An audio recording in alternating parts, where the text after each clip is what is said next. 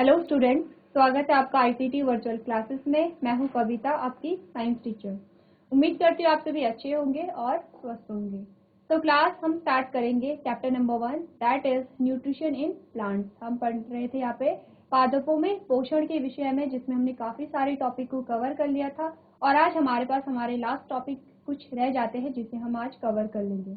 उससे पहले हम एक क्विक रिवीजन कर लेंगे कि अभी तक हमने इस चैप्टर में क्या क्या पढ़ा है। तो आइए स्टार्ट करते हैं।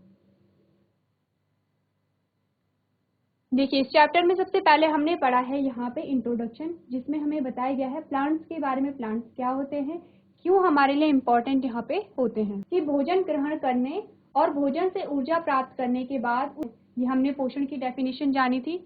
नेक्स्ट हमने यहाँ पे बात की थी मोड्स ऑफ न्यूट्रिशन, यानी कि पोषण के अलग अलग प्रकार के बारे में हमने जाना था, जिसमें दो प्रकार हमारे पास आए थे, ऑटोट्रॉपिक और हेटेरोट्रॉपिक, यानी स्वपोषी और परपोषी। नेक्स्ट हमने बात यहाँ पे की थी फोटोसिंथेसिस, यानी कि प्रकाश संश्लेषण के बारे में। इस चैप्टर में सबसे इम्पोर्टेंट चीज क्या है, आपको पोषण के बारे में पता होना चाहिए, पोषण के प्रकार आपको पता होने चाहिए और फोटोसिंथेसिस के बारे में आपको पता होना चाहिए। हमने क्या कहा, हमने कहा प्रकाश संश्लेषण वो प्रक्रिया है जिसके द्वारा पेड़ पौधे अपना भोजन बनाते हैं। अब सेकंड बात आती है प्रकाश संश्लेषण के लिए आवश्यक तत्वों के बारे में। कौन कौन से आवश्यक तत्व होते हैं, हमने कहा सूर्य का प्रकाश है, कार्बन डाइऑक्साइड है, जल है और क्लोरोफिल है। ये बातें आपको ध्यान रखनी है। नेक्स्ट हमने बात की थी जो फोटोसिंथेसिस का स्थान है वो कहाँ पे होता है, तो फोटोसिंथेसिस मेनली पत्तियों में पाई जाती है। नेक्स्ट हमने ये जो रिएक्शन है, मैंने आपको प्रीवियस लेक्चर में बताया था, यह रिएक्शन आपको याद होनी चाहिए। फोटोसिंथेसिस की रिएक्शन में कच्चा जो माल है, कच्चा पदार्थ है, वो क्या है और उत्पाद यहाँ पे हमारे पास क्या आता है। नेक्स्ट हमने बात की है प्रोसेस ऑफ फोटोसिंथेसिस के बारे में और नेक्स्ट टॉपिक हमारे पास आता है फोटोसिंथेसिस का क्या महत्व है या प्रकाश संश्लेषण का क्या महत्व है। इसके बाद हमने लीफ पिगमेंट के बारे में बात की थी। हमने कहा जो लीफ पिगमेंट है, यानी कि जो पत्तियां हैं, उनमें अलग अलग प्रकार के कलर पाए जाते हैं, लेकिन इनमें क्या होता है, क्लोरोफिल फिर भी प्रेजेंट होता है, स्मॉल अमाउंट में होगा लेकिन प्रेजेंट होगा। और अगर क्लोरोफिल प्रेजेंट है तो यहाँ पे ये क्या करेंगे, फोटोसिंथेसिस के प्रोसेस को परफॉर्म करेंगे। नेक्स्ट हमने बात की है यहाँ पे, अब जब फोटोसिंथेसिस हो गई है, कार्बोहाइड्रेट का फॉर्मेशन हुआ, कार्बोहाइड्रेट के बाद यहाँ पे फैट का भी फॉर्मेशन होगा और प्रोटीन का भी यहाँ पे फॉर्मेशन होगा। नेक्स्ट जो टॉपिक हमारे पास आता है, जो हम प्रीवियस लेक्चर में पढ़ रहे थे, हमने कहा वो प्लांट जिनमें क्लोरोफिल नहीं होता है, अब वो अपना पोषण किस प्रकार से करेंगे, हम यही पढ़ रहे थे, जिसमें हमने कहा अलग अलग प्रकार के प्लांट्स आते हैं, जैसे कि परजीवी हो गए हैं, कीट भक्षी हो गए हैं, मृत जीवी हो गए हैं, अलग अलग प्रकार के प्लांट्स के बारे में हमने कहा था। तो अब हम बात कर रहे हैं उन प्लांट्स की, उन पौधों की जो परपोषी होते हैं। हमने कहा अधिकतर जो पेड़ पौधे होते हैं जिनमें क्लोरोफिल पाया जाता है वो स्वपोषी हैं, लेकिन कुछ ही ऐसे भी पौधे होते हैं जो परपोषी होते हैं। अलग अलग प्रकार के परपोषी, पहला हमने बात की है परजीवी के बारे में, सेकंड हमने बात की है कीट भक्षी के बारे में, तीसरा हमने बात की है मृत जीवी के बारे में। तीन प्रकार के प्लांट्स के बारे में हम पढ़ेंगे जो अपना पोषण किसी दूसरे से प्राप्त करते हैं, क्योंकि इनमें क्या होता है, कुछ में क्लोरोफिल नहीं होता है, कुछ में क्लोरोफिल होकर के भी ये क्या करेंगे, अपना पोषण किसी और से लेते हैं। सबसे पहले हमारे पास क्या आया था, परजीवी के बारे में हमने पढ़ा था। तो परजीवी का एग्जाम्पल हमारे पास क्या है, अमरवेल यहाँ पे है। परजीवी में हमने क्या कहा कि जो एक प्लांट है वो अपना पोषण दूसरे प्लांट से ले रहा है, क्योंकि उस प्लांट के पास यहाँ पे क्लोरोफिल नहीं है। सेकेंड जो हमारे पास एग्जाम्पल आया है वो है कीट भक्षी पौधे, और इसके एग्जाम्पल हमारे पास है फीचर प्लांट यहाँ पे आता है, जिसके बारे में हमने प्रीवियस लेक्चर में पढ़ा था। और नेक्स्ट जो हमारे पास आता है वो है मृत जीवी पौधे। मृत जीवी पौधे क्या होते हैं, वो पौधे जो अपना पोषण किसी मृत से लेते हैं या सड़े गले पदार्थों से लेते हैं। एग्जाम्पल में हमारे पास क्या था, मशरूम यहाँ पे आए थे। तो ये वो प्लांट्स होते हैं जो कि अपना जो पोषण है सड़े गले पदार्थों से लेते हैं। जैसे हमने कहा कि कोई पेड़ है, पेड़ कटने के बाद या पेड़ के सूख जाने के बाद जो पेड़ है वो धीरे धीरे उसकी लकड़ी खराब होने लगती है, यानी वो सड़ने लगती है। बरसात के टाइम पे फिर हमने क्या देखा, कुछ वहाँ पे इस प्रकार की संरचनाएं पाई जाती हैं। तो ये कहाँ पे उगेंगे, जहाँ पे सड़ी गली चीजें होती हैं, इसीलिए हम क्या कहते हैं, इन्हें मृत पोषी कहते हैं। इस शब्द को आप अगर तोड़ के पढ़ेंगे तो मृत जीवी कहेंगे। मृत जीवी का क्या मतलब होता है या फिर मृत पोषी का क्या मतलब होता है, जो अपना पोषण किसी मृत से ले रहे हैं। ये बात क्लियर है। नेक्स्ट हम पढ़ेंगे यहाँ पे मृत पोषी पौधों के बारे में हम जानेंगे। अभी तक की बात हमने कर ली है, हमारा जो नया टॉपिक है वो यहाँ से स्टार्ट होता है। थोड़ा सा और जानते हैं जो मृत पोषी पौधे होते हैं उनके बारे में। आप पढ़ेंगे the mode of nutrition in which organisms take their nutrients from dead and decaying matter is called a saprotrophic nutrition। यानी कि पोषण की वह विधि जिसमें जीव अपने पोषक तत्वों को मृत और सड़े हुए पदार्थों से लेते हैं, मृत पोषी पोषण कहलाता है। यानी कि ये जो प्लांट हैं या फिर ये जो क्रिएचर हैं, ये जो संरचनाएं हैं, ये अपना पोषण कहाँ से लेंगे, मृत से लेंगे। अब हो सकता है कि ये जो प्लांट वो पेड़ पौधे हैं, पेड़ पौधों की पत्तियां हैं या लकड़ी जो सड़ रही है, ये अलग अलग प्रकार से अपना पोषण प्राप्त करते हैं। नेक्स्ट हमने क्या बात की, हमने कहा plants which use the saprotrophic modes of nutrition are called saprotrophs. यानी कि पौधे जो पोषण के सैप्रोट्रॉपिक मोड का उपयोग करते हैं उन्हें हम सैप्रोट्रॉप कहते हैं। छोटा सा अंतर है यहाँ पे। अगर हम पोषण की विधि को कहें कि मशरूम में पोषण की कौन सी विधि पाई जाती है, हमने कहा सैप्रोट्रॉपिक विधि। अगर हमने कहा मशरूम क्या होते हैं, हमने कहा सैप्रोट्रॉप। यानी कि सैप्रोट्रॉप में किस प्रकार की पोषण की विधि पाई जाएगी, सैप्रोट्रॉपिक पोषण की विधि पाई जाएगी। यहाँ पे मृत पोषी पोषण पाया जाएगा किसमें, मशरूम में। नेक्स्ट हमने क्या कहा, एग्जाम्पल हमारे पास क्या है, एग्जाम्पल में है फंजाई लाइक मशरूम। क्या एग्जाम्पल आया, उदाहरण के लिए हमारे पास है मशरूम जैसे कवक and non green plants that grow on the dead and decaying matter for their food. क्या क्या एग्जाम्पल हमारे पास आए हैं, हमने कहा सबसे पहले तो मशरूम आया है। मशरूम किसका पार्ट है, कवक का पार्ट है। और गैर हरे पौधे जो अपने भोजन के लिए मृत सड़ने वाले पदार्थों पर उगते हैं। नेक्स्ट हमने क्या कहा, हमने कहा bread moulds, fungi and yeast are saprotrophic plants. यानी कि ब्रेड मोल्ड्स और ईस्ट मृत जीवी पौधे हैं। अब आपने क्या देखा, आपने सबने ब्रेड देखा होगा। अगर हम ब्रेड को बहुत ज्यादा दिनों तक रखते हैं तो आपने देखा होगा ब्रेड में कुछ ब्लैक सी संरचना आपको देखने को मिलेगी और हल्का सा थ्रेड लाइक स्ट्रक्चर आपको देखने को मिलेगा। यानी कि ब्रेड में आप देखेंगे काले काले धब्बे हो जाते हैं और वो काली सी संरचना आपको देखने को मिलती है और धागे नुमा संरचना हमें देखने को मिलती है। क्या होता है, वहां पे फंजाई यानी कि कवक उग जाते हैं। और ये एग्जाम्पल किसका है, मृत पोषी पोषण का एग्जाम्पल हमारे पास आता है। तो सारे बच्चे नोट्स करेंगे कि जो सैप्रोट्रॉपिक प्लांट्स हैं वो क्या होते हैं और उसके एग्जाम्पल क्या हैं। अभी हम क्या पढ़ रहे हैं, हमने पढ़ा है सैप्रोट्रॉपिक प्लांट यानी कि मृत पोषी पौधे। आपको बताना है कि मृत पोषी पौधे क्या होते हैं। पोषी पोषण के बारे में समझा है, तो आप क्या समझते हैं मृत पोषी पोषण क्या होता है। अभी हमने कुछ देर पहले यही बात की थी, हमने मृत पोषी पौधों के बारे में बात की थी। आप लोग ध्यान से सुनिए, मैं एक बार फिर से रिपीट कर देती हूँ। क्या बात की हमने मृत जीवी पोषण के बारे में हम बात कर रहे थे। हमने कहा कुछ ऐसे पौधे होते हैं जो वहीं उगते हैं जहाँ पे सड़ी गले पदार्थ होते हैं।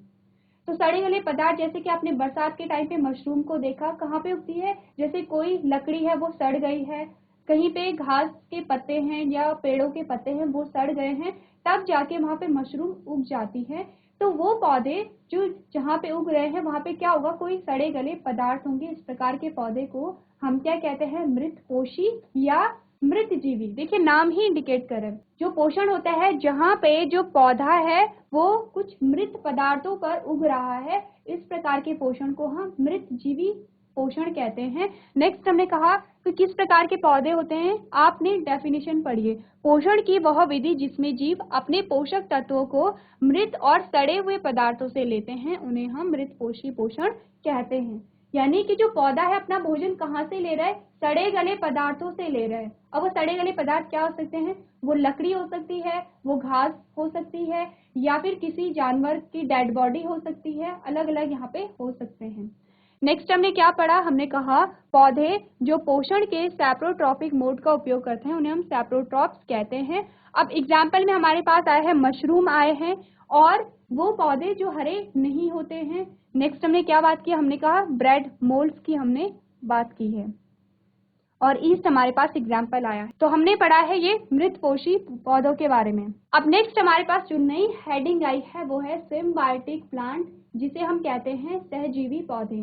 ठीक है, जो नेक्स्ट हमारे पास हेडिंग आई है वो है सिम्बायोटिक प्लांट, जिसे हम कहते हैं सहजीवी पौधे। अब ये जो पौधे होते हैं आप देखेंगे, जैसे हम एग्जाम्पल लेते हैं, आप और आपके फ्रेंड हैं, तो आप क्या करते हो, जैसे आप कुछ खाने की चीजें होती हैं या फिर कुछ और चीजें होती हैं, आप शेयर करते हो।